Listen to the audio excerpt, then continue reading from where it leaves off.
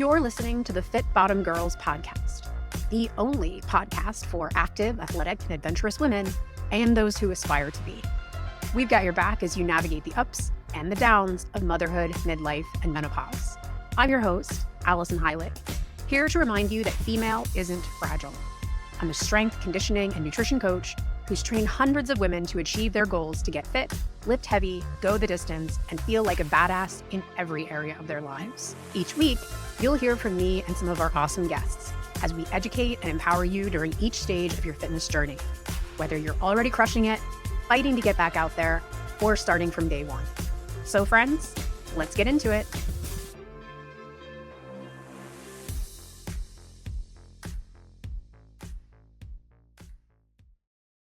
Hello, everyone, and welcome back to the Fit Bottom Girls podcast. Today, I'm joined by Holley Samuel. Holley is a board-certified sports dietitian who is eating disorder informed and also a personal trainer. She works with endurance athletes of all levels to help them break free from restriction so they can fuel their bodies to reach their potential and accomplish performance, health, and life goals. She's a former equestrian turned runner, avid marathoner, new mom, and the CEO of Holley Fueled Nutrition. I'm so excited to share this episode with you because of how much my experience of long distance running changed and improved as a result of learning to fuel for performance rather than weight loss. A lot of people have traditionally gotten into running as a mechanism for losing weight, but when we start setting performance goals, I want to get faster, I want to go longer, I want to chase more vert, fueling also needs to shift towards performance. People are often really surprised to see that they don't lose weight when training and fueling properly for marathons. And there are lots of reasons why that's the case and can even be a good thing.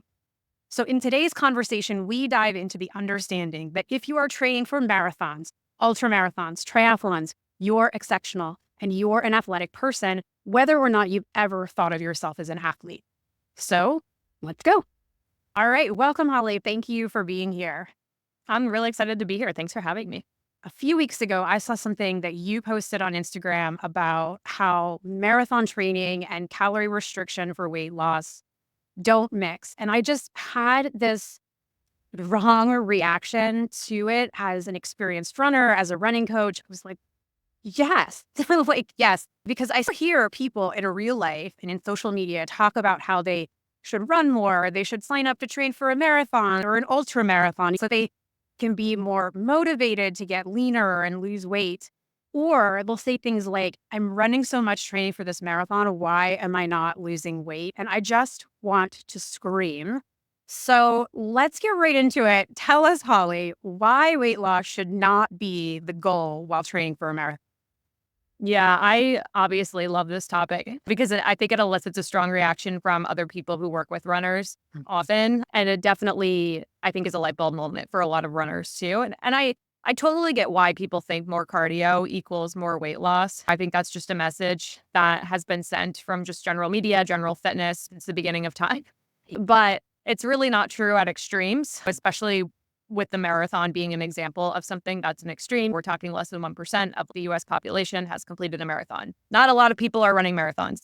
A lot of people are in our world, but from a general public standpoint, not a lot of people are running marathons. So the physiology behind this is that as humans, we all undergo a certain amount of stress in our daily lives. A lot of the athletes that I'm sure you and I are working with are recreational athletes. They have families and jobs and other responsibilities outside of running. Running is not their career as like a professional athlete. So there's only so much our bodies can endure from like a recovery standpoint. And training is a stressor. It has the potential to be a very positive stressor. When we recover from it properly, we get fitter, we get benefits from this training. Health promoting ones, fitness promoting ones. But there definitely is a fine line between recovering well from the training, growing from it, and breaking down from the training and not recovering from it. And then it's actually not health promoting. It can lead to injuries and other issues. So when we think of, okay, we're putting our body under a lot of stress to train for a marathon, especially with long runs every weekend that are over 2 hours long, week after week after week. It takes months to train for a marathon properly, even longer if you're coming off the couch. But we take that, and then what nutritionally would we want to do to lose weight? A lot of the times we're talking about being in a calorie deficit, maybe emphasizing more protein, more fiber, a little bit less carbohydrates and fats. And those two just don't mix. Like we really need more carbohydrates, more fat, more protein, maybe a little bit less fiber sometimes, and more just total energy in general to survive or even thrive during marathon training. Otherwise, our body's going to break down because it doesn't have the materials that it needs to keep moving forward. So when I do see people go into marathon training with the mindset of I'm going to lose weight or I'm doing this specifically with the intention of losing weight, that's the expectation because I'm running so much. I'll have to be running calorie deficit just because of that. It often backfires because, again, the body can only undergo so much stress. And nutritionally, if we're not giving it what it needs, we're going to hit a wall or breakdown eventually. Maybe it's not in the first marathon, but it could be in the second or third or after the fact. I'm usually seeing a lot of rebound effects from those types of things. I'm sure you are too, where it worked until it didn't work. And we're trying to pick up the pieces a year later, which really stinks. Yeah. Yeah. It's also really miserable. It's hard to train for a marathon and to be, like you said, to be on these long runs that are hours long. And it's hard to do that when you're well fueled. I've seen people do this to themselves, come and they're like, all right, I want to do a second marathon, but I really hated the first one. And you start to dig in and they were, whether it was intentionally or unintentionally restricting calories. But I think this is a really interesting subject because, especially in the world of women's athletics, for a long time, when women were having rough reactions to training for marathons or training for certain events or for performance, they used to always be called overtraining. And what I've started to see now is the conversation is evolving a little bit to be under recovering, which would include rest time. But nutrition is such a huge part of how we can recover. So, how is calorie or carb restriction, because I've seen this too, they want to train for a marathon and be keto. How does that negatively impact our bodies and our performance?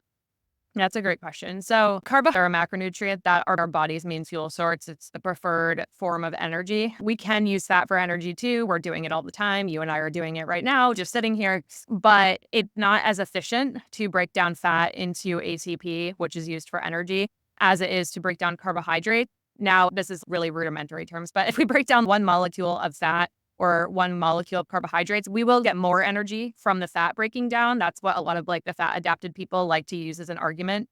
But the process of which that happens is so much slower than breaking down carbohydrates. It's just not as efficient. So when you're burning primarily fat for fuel, when you're hitting the wall at mile 20 and you feel like you can't go any faster, that's what burning fat for fuel feels like. We don't really want to do that all the time from a performance standpoint.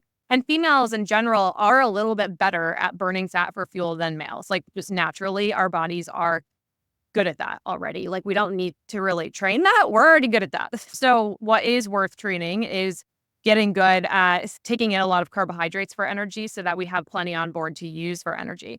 And this is going to be in the form of fueling the day before a long run to top off your glycogen stores, which is stored carbohydrate, because our stored carbohydrate stores can run low and we're just constantly running a lot of miles because, again, the carbohydrate is the body's main fuel source. So that's where it's really going to tap into, even on easier runs compared to workouts. It can look like, what are you having for breakfast right before you go out for a run, or that pre-run fuel. And it can also look like intra-run fuel, the gels and the chews and stuff that you're taking during your long run. So really fine-tuning and working at this process is really beneficial because we want to be good at using carbohydrates for energy, and you can train your body to be a little bit better at this just over time. I think a lot of people can probably relate to doing your first couple of long runs, maybe ever, and thinking maybe you'll take a gel or maybe you'll take something and being like, this was awful. Like that didn't go super well. I hated it. How do people breathe every 30 minutes like they're supposed to? But over time, it's something we can train to get better at. Your gut can be trained to tolerate that fuel a lot better. So what are some of the signs in the workouts that you're running low, especially on the long runs? What does it feel like when you've missed the mark? Yeah. A lot of people I talk to, and I've experienced this myself too. Like I trained for half marathons before I did my first full marathon ever. And you can get away with a lot with the half marathon because I was probably in the 2-hour-ish range when I first started out. So we're starting to run out of glycogen around that period of time, but we're not totally, tapped out yet, but the race is over. So you didn't take any fuel. What I'll hear from a lot of people and what I've experienced is, but I was fine. I finished. It was okay. I didn't just like spontaneously combust on the course. And I think that can be the experience. What I hear more commonly is you hit the wall. You just can't hold that pace anymore. It feels like your legs are dead. You maybe also just don't recover well in your training. Like after a long run, you feel like you have to spend the rest of the day on the couch. You feel like flu-like almost. And that can also be related to hydration status as well. But that's how that feels just from like a more acute standpoint is fatigue during your workout. Maybe you start to plateau in your training. Maybe you're getting away with training still. You're not just having to not complete runs, but you're not performing as well as you could be. And you don't feel like you have energy afterwards. You have to spend the rest of the day licking your wounds, so to speak. Yeah. Nausea is a big one too, just not being able to eat a lot after a long run like that, which is a huge misconception. When people start running, they're like, I'm going to run because I'm going to be able to eat all the food. And then it's like, wait, my appetite's gone. What? Yes. So yeah, those are all some signs acutely that we're not doing it right. We're not eating enough carbohydrates before, during, or maybe after. And then more chronically, we can see things like nutrient deficiencies. A lot of runners struggle with iron deficiency and low ferritin. That's almost directly connected to carbohydrate intake and really impacts the body's recycling process of iron if you're not consuming enough carbohydrate outside of just making sure you're eating enough iron, because you can supplement and then still see your levels not improve. And that means it doesn't have much to do with the iron. It has much more to do maybe with carbohydrate intake. We can see sleep disturbances. You're waking up in the middle of the night and you're like, I don't really know why. I should be really tired. I'm training a lot. Why can't I sleep? That's typically something I hear. That's your blood sugar dipping overnight because your body doesn't have enough fuel and it wakes you up because your brain needs that to survive. It wants you to go eat something. Just being really hungry all the time, or conversely, not being hungry at all, even though you know you probably should be. Wow. And also hair loss, poor libido, menstrual cycle loss, injury. Those can come up more chronically long term too. And a lot of the times the gut reaction is to do training harder and restrict more when some of those things maybe start to happen because you're not performing as well. But people can see body composition changes too. Some people actually gain body fat and lose muscle mass.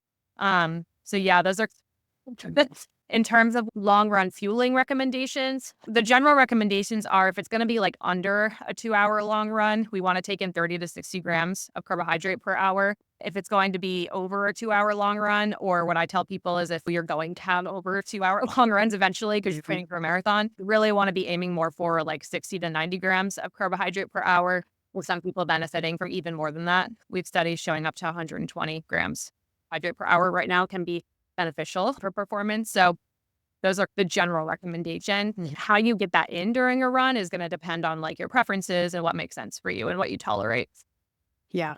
So can we talk about the long run and specifically and fueling before it? Because I have a lot of athletes, especially here on the East Coast, where during the summertime, it's really hot in the morning and it's really humid, and they try to get out there and really beat the 90+ degree temperatures of the day.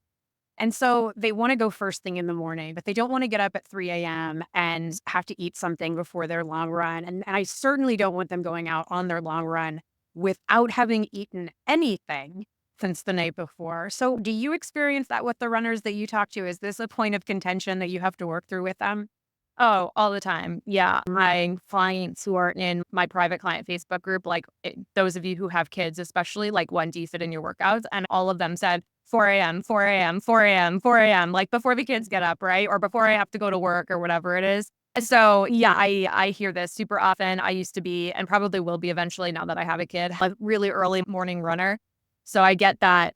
Yeah, a bowl of oatmeal with banana and peanut butter at 3:30 in the morning maybe doesn't make a ton of sense. I do have people tolerate that and get it down, which is great if you can do that. But if you can't, starting a lot smaller, and maybe that's finishing a lot smaller too, and that's what you're able to tolerate, is good. So this could be something super simple. I'll have people do liquid carbohydrates like lemonade or a sports drink. That's what I used to do a lot when I was commuting and had to run at 3:30 in the morning. Applesauce pouches, banana, cereal bars, dry cereal, those types of really small, simple, like dense, a lot of bang for your buck, even a gel carbohydrate, just tend to be easy to get down. And it could even be something you're taking the first 5 minutes of your run. If you're really someone who just like rolls out of bed and goes, because it's going to be digested quickly. It's going to sit in the stomach a little bit more nicely because it's not taking forever to digest like a more complex meal. And it's still going to provide you with a little bit of, glucose to break the fast from overnight, give your body what it needs to start working hard, even if it's just an easier effort endeavor. Because all of my runners are like, what about easy runs? I'm like, we're still talking about a run. the most of the population is still not running. This is a high intensity activity. Yes. So easy run still equals high intensity activity, even if it's not as high intensity as a speed workout. So those are some of the recommendations for super early in the morning. And you might have to start with sips of something, quarter of a banana. It depends on how well trained your gut is and how much you're able to tolerate. And then for some people too, we'll think about even dinner or bedtime snack the night before as well, being higher carbohydrate to keep those glycogen stores just a little bit better topped off overnight. Yeah, and I like that you're talking about it in terms of like training the gut, right? Because we're training every system in our body during training to be able to do that. And then we have this expectation that we should just be able to eat first thing in the morning, even though we never have before, or that we like run and eat at the same time. A lot of people, when they're first stepping into marathon, they're shocked to hear that you actually have to be taking carbohydrate in when training your gut to be able to take that. And to your point earlier, maybe you're just still getting 2-hour long runs, but if you're going to go longer, now's a good time to start training. Don't wait until you're passing that point to try to shove food in there and hope that that works. Yeah, it's a process. You wouldn't just start training your bicep with a 200-pound 1 rep max. That would be a terrible idea. You might not even be able to lift it off the ground. Our gut's the same way. Like we're starting with sips of something, maybe half a gel. Some people can start a little bit more liberal than that. But if you're really sensitive, yeah, we have to start a little bit smaller. Even if you're someone who ran a marathon and you got in 80 grams of carbohydrate per hour, no problem. But then you had to take a year off, or you just took maybe an extended period of time away from super long stuff like that, where you weren't really having to fuel a ton during runs. It can take a little bit of time just to build back up again, even if you've been there before. So yeah, it does take time. So there's a lot of reasons why marathon training cycles are so long. It's to train your whole body for the race, including your digestive system, because that is a huge pillar of your performance. Hey, you.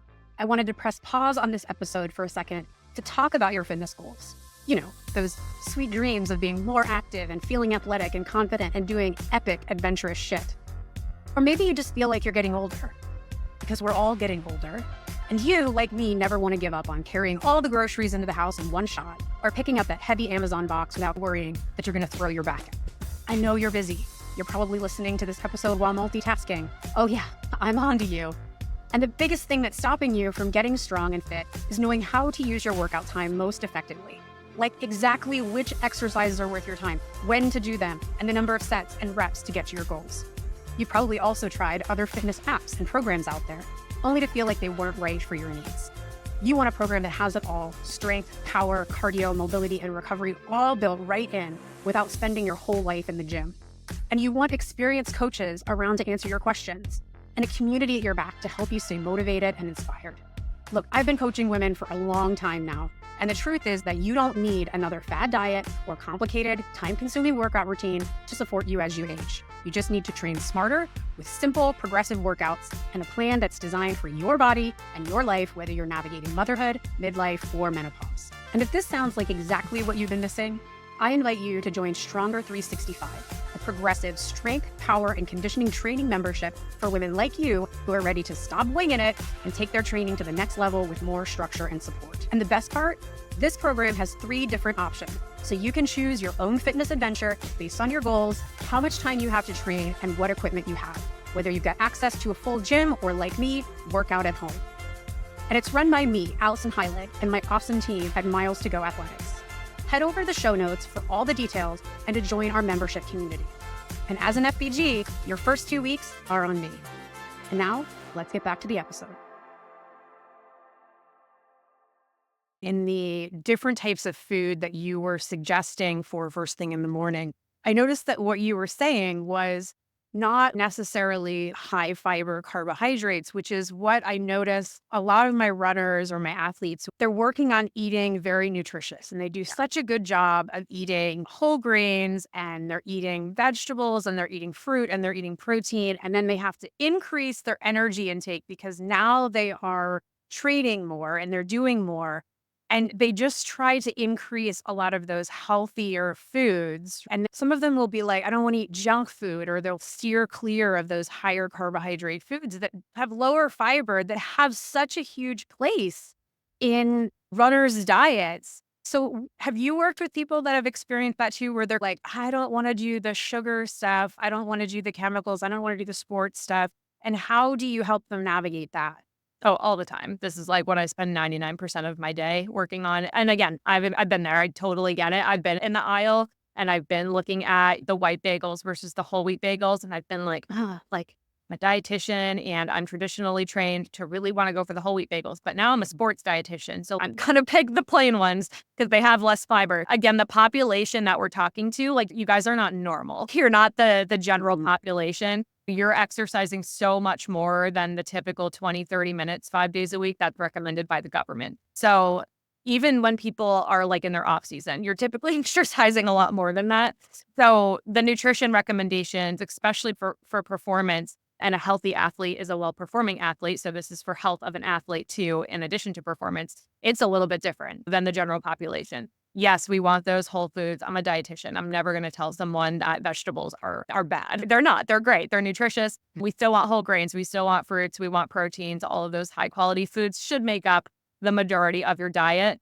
And these high sugar, low fiber foods that maybe you've been told are bad by information that's directed more for the general population, or diet culture capitalizing on that messaging and making it a bit more problematic, that just has no place in terms of what's going to help you, because we do need those things. Sodium can be a similar conversation. Athletes need so much salt compared to the general population, but salt is something like sugar that's been like, it's toxic, it's bad for you, don't have it. Low sodium is good. And I used to do low sodium diet educations in the hospital. So again, I totally get it. Now I'm in this other world where it's like, okay, everything's turned on its head. Going low sodium and low sugar for a marathon runner is going to be unhealthy for you. So we need to add these things in.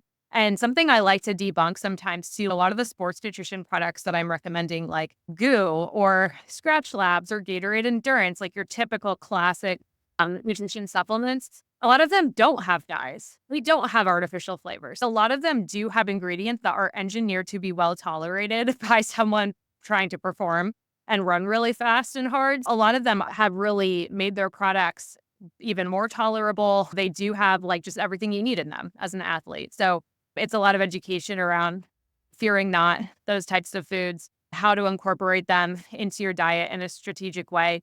Whenever we're picking a food, I'm helping the person understand, okay, what am I hoping for this food to do for me? At 4 a.m, when you're about to go for an 8-mile run, you're hoping for that food to digest super quick and give you some energy right now and not cause a ton of GI distress. Broccoli, that's it's not going to do it. It's going to be a bad choice, right? But the lemonade that's full of sugar and not a ton of like micronutrients, that's more appropriate in that situation. Now, if you're like, I need this food to keep me full for 4 hours and I want it to have a positive effect on my blood sugar and help regulate my digestion, yeah, the lemonade, not a good choice, right? The broccoli, probably a better choice in context of a full meal. So that's all I'm using to approach that conversation, which involves like a lot of like repetition of just unpacking those thoughts. Yeah, I think people have absorbed a lot of beliefs. I mean, I was born in 1980, so I came up in the 90s.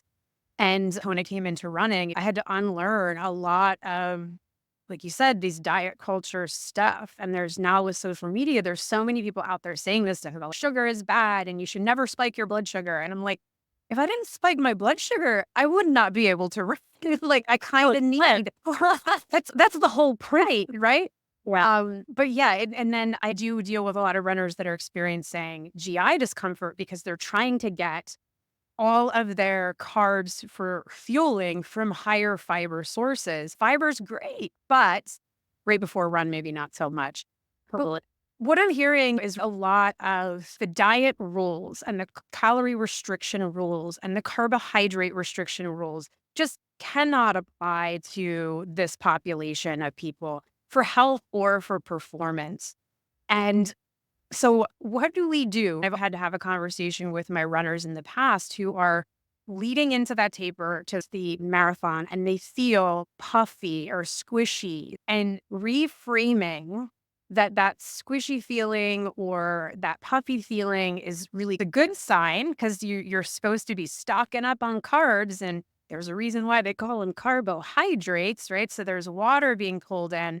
And so what I've learned to talk about is reframing that with athletes around some of these indicators could actually be really positive signs that you're doing the right thing and that you're not overly restricting your food and that you're fueling appropriately. But that can be a really hard pill to swallow for women, and certainly athletic women who feel like there's a lot tied to the aesthetics. So, how do you, as somebody who is a dietitian, a sports dietitian, and who is eating disorder informed, how do you help people navigate that and reframe that? It's so hard. I think with repeated exposure to the taper, people get better at like just handling it because you know that you can come out during your race and on the other side perfectly fine. But I think the first couple of times you're going through it, especially going through it well sealed, yeah, it can be a little bit like, whoa, this is like the opposite of what I thought would happen. Yeah. And there's a lot of reasons that weight gain can happen. It can happen because your body took a lot of weeks of training and it's a little inflamed and it's got to recover now. And that's what the taper is for. So there can be some water retention. You can get weird aches and pains during the taper. There's a psychological change during the taper too, because we're not getting that dopamine, endorphin, adrenaline hit as much because we're reducing our exercise. So people can just mentally feel it too, which makes the body image stuff so much harder if we're just more anxious because we don't have those chemicals going to our brain as much. So that's a lot of kind of what I work through. I have clients who are more sensitive to that psychological change than others who maybe they'll have like their doctors adjust their medication dosage around their race because they see that coming just again after repeated exposure to that experience. They'll book more therapy appointments, that kind of thing to help them work through that. But how we work through it, yeah, is definitely reframing, hey, if there is a weight change or what you're seeing in the mirror is different, this is why, and it's normal. And if we are carbo loading properly the 2-3 days before a marathon, you're going to feel puffy. You're going to feel like a jet full of jet fuel sitting super heavy on the tarmac with your 6 gels in your pocket and all of your water. Like you're not going to feel like this young, springy, empty situation. That's not how we want to feel when we're about to go run 26.2 miles, even though that might be different than how people think they want to feel. So we work through the why behind that and how that actually can be a really positive thing. To reiterate to people, our perceptions of how we feel and our body image can change like that, even if your body really didn't change all that much. A big one I'll use, I think a lot of women can typically relate, is if you're about to get your period, usually you're not feeling like your hottest self. You keep feeling a little gross, and that's perfectly normal. But from the week ago that you didn't feel this way, and now, did your body actually change a ton? No. Like, it's not like you gained 50 pounds in a week, right? Or lost 50 pounds in a week. But our perceptions can change really dramatically. So during times where anxiety is maybe a bit heightened because of the taper, maybe you are working through injury and that's bringing up some emotions. You're getting nervous for your race, or you're just fueling for the first time and you're trying to work through the mindset around eating more carbohydrates when you've always been told you shouldn't do that because it's going to make you fat, which isn't true. But then you do feel fat, right? Yeah. As a result, even if your body hasn't changed all that much. It's really tough. And that's part of why I think having someone to walk you through that and hold your hand through that and be there to help you navigate that can be super helpful, because otherwise it's so easy just to be like, I'm going to eat salads for 3 weeks. I'm just not going to do this anymore. And that can really break down your performance in a negative way. Yeah, it can really be an emotional roller coaster. And I agree with you. I think just having somebody there to anchor and provide that perspective of, hey, your body hasn't actually changed, and just reminding them that there's a lot of reasons why this can happen. And some of them are actually really good. Like you said, if you're fully stocked on carbs and there's a little bit of puffiness because of that, that's actually what we want. We want you to be fuel topped off. We don't want you going into the race with half a tank of gas. We want full tank of gas, which is going to feel heavier than having a half a tank. So yeah, it's definitely one of those things where I think if you're really invested, or if this is something that people are really seeing in themselves, to be working with somebody during this time period is really, really important. So are there any other general guidelines that you might be able to provide around going from this off-season time period or base building period to working up and increasing your mileage? Are there guidelines around how much you should be increasing your overall carbohydrate or calorie intake? Yeah. And I want to add nutrition, especially for a marathon, is one of the short list of controllable factors. So, what I'm always emphasizing to people is this is something you do have some control over. the weather, if you catch a stomach bug, if your plane gets delayed, like none of that you really have control over for a marathon race day. But nutrition, what shoes you're wearing, how your training went, your mindset, that's the kind of stuff we have more control over. So if you're constantly feeling like you're self-sabotaging yourself when it comes to nutrition, or you just don't really have a good understanding of where you need to be, or that you're maybe not where you need to be, but you need help getting there, it's one of the controllables. So it's one of those things that we can say, okay, I carb loaded, I feel fluffy, I have all my gels, I'm taking my gels, I'm sports drinking and hydrating and doing all that stuff like a champ. So I should have more consistent performances because I can control my controllable factors. Just like if you're able to stock training season after training season on top of each other, what typically is rewarded in the sport when it comes to fitness is consistency.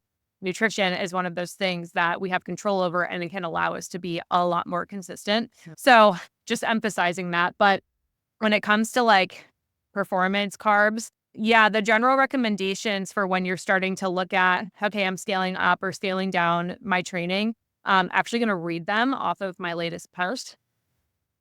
Is that we basically can take grams per kilogram of body weight and do calculations that way. So if we're doing like under 30 minutes of exercise per day, so super low exercise, typically the needs are around 1 to 4 grams per kilogram of carbohydrate per day. Just to do more math for you to put this into context. For a 150-pound person, that's probably 100 to 300 grams of carbohydrate per day. And that's a big range, right? So this is also where I help people understand where they should be in that range. Right. But I know a lot of people I work with, that's the range they're in when it comes to carbohydrates. When I do a full assessment on their diet and history, that's where they are. But they're not exercising under 30 minutes a day, right? They're exercising like 50 miles a week. And I'm like, okay, we have some work to do. For about an hour or so of training per day, we want between 5 and 7 grams per kilogram of carbohydrate for 1 to 3 hours a day. So now we're talking a bit more higher volume, more elite, 6 to 10 grams per kilogram of carbohydrate per day. And then for that 4 or 5 plus hour ultra training, Ironman, that type of training per day, or for short periods of time to carb load, we're at 8 to 12 grams per kilogram per day. So this is going to range quite a bit for people, but basically 99% of the clients I work with when we first start working together, they're underestimating or maybe intentionally restricting to lower ranges. So we need to work on that. Yeah. And they have to pick their jaw up off the floor when you tell them how far off they are. Right. Yeah, those are really great. So any other takeaways or things that you'd like to share with our listeners before we wrap? Yeah, again, I think just nutrition's one of the controllable factors. So if you find yourself spending $300 to run the Chicago Marathon and then $1,000 to pay for a hotel and another $500 to fly there and $250 on the carbon-plated shoes, make sure you're not just not paying attention at all to nutrition, whether it's investing time, energy, or money into learning how to properly fuel yourself, because it's one, obviously I'm biased, but it really is one very key pillar to performance. And the carbon shoes are just going to get you to the wall a little bit faster. You're not going to avoid hitting the wall just because you have the carbon plated shoes on. So while I am a fan of carbon plated shoes, but they work best when you have enough carbohydrates in your body. So just making sure you are getting your information from someone who specializes in endurance athletes and sports nutrition, because a lot of general dietitians, general health coaches, people working in the nutrition or even medical space who don't work with athletes have no idea how to fuel an athlete. And I'm speaking as someone who used to work in the weight loss and general population diabetes type places. And I had no idea how to fuel an athlete until I started to get that continuing education and clinical hours to learn that. And a lot of your doctors and primary care physicians just aren't a great resource for nutrition when it comes to athletes specifically either. So just make sure you're getting your information from a place that makes sense. Don't go to the mechanic to get them to look at your cavity in your teeth. Yes.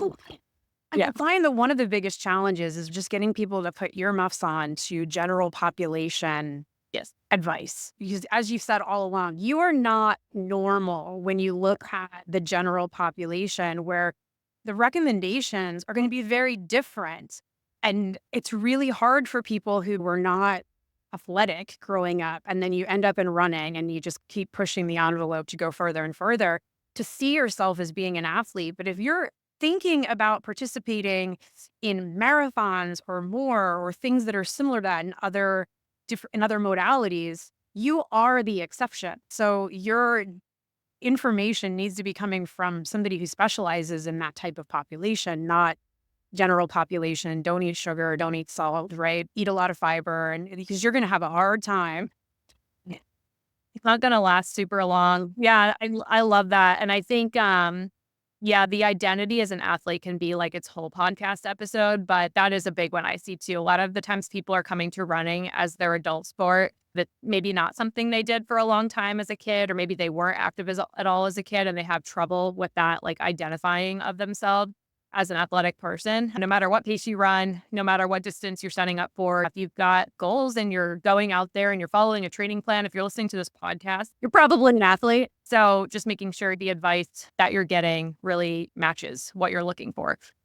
Yeah. Great. Well, this was so helpful. So thank you so much for coming on and sharing your wisdom with us. So obviously people can find you on your Instagram. That's how I found you. We'll link to that in the show notes. So it makes it easier for our listeners to find you. You also have a free fueling guide, which I think would be a nice entry point for people. Can you tell me a little bit about that? Oh, yeah, absolutely. Yeah, my free fueling guide. So if you were getting light bulbs going off around trying to eat something at 4 a.m. and what should that look like, or what should I eat after my run if you're not super sure and you want a place to start, that's who I made this guide for. It goes through how to think about fueling pre-run and tons of different examples of things that you could try. So if you've got less than 30 minutes before you're going for a run, these are some ideas of where you should start. If you've got a couple hours, maybe this would be a better idea. And then also what to eat post-run to refuel as well. And what I also added to it over the past 2 years is just some extra considerations for masters athletes. So people who are over 40 to make sure they're recovering and refueling well, because it changes a little bit. Not a lot, but a little bit. So there's some specific examples in there. Yeah, been navigating that as a 44-year-old ultra runner. So you also have other ways to work with you. So you have group coaching programs and you have one-on-one. So tell me a little bit about those and who would be a good fit for them. Yeah, absolutely. Yeah, I've got typically a spring and then a fall nutrition group. So if you're signed up for a spring race or a fall race, or maybe you're not signed up for anything, but you want to dedicate a season to learn about nutrition, the group program is typically about 12 weeks long, depending on timeline. But you get access to my course with all the modules that kind of build on each other of how much you should be eating in a day when you're doing XYZ type training, how to build your plates and actual meals that make sense for how many carbohydrates you should be eating, how much protein you should be eating, how to fuel before, during, and after training, navigating GI issues and that type of, and extrapolating that to creating a race day fuel plan. What's the aid stations going to look like? What time are you starting? All of that stuff. We talk a ton about body image. I typically have a therapist or a psychologist come who work with athletes, talk about body image to the group as well. So anyone who wants to learn all that stuff and likes the idea of a group setting, that would be a really good fit for them. And the next one will be starting in January of 2025 for kind of the spring circuit. All levels welcome. I always have people, I'm a 7-hour marathon or I'm running a 10K. Can I sign up? Yes, absolutely. Yeah. We've had people who have done 30 Ironmans in the group, and I've had people running their first 5K in the group. So it really does apply to everyone. And I can make it more specific to people by talking to them in the group. And then my one-on-one coaching, obviously, as well, is open for enrollment. Me and my team dietitian, Erica, who's also a board certified sports dietitian. We see clients one-on-one working for any goals or trying to overcome injuries, working on their relationship with food, and everything in between. So that's always available as well. Amazing. Excellent. So we will link to those in the show notes so people can find those easily. And again, thank you so much for being here. This was such a great conversation to have over and over and over again to drown out some of the misinformation that's out there and the need of some people to call themselves athletes and then therefore feel themselves like athletes as well. So thank you so much for being here. Of course. Yeah. Thank you for having me on to talk about my favorite topic. And that's a wrap for this week's episode of the Fit Bottom Girls podcast. But don't worry, we're dropping new episodes every Thursday. In the meantime, head over to the show notes for all the links from today's episode, or go to fitbottomedgirls.com/podcast to catch up on past episodes. Thanks for being here. I'll see you next week.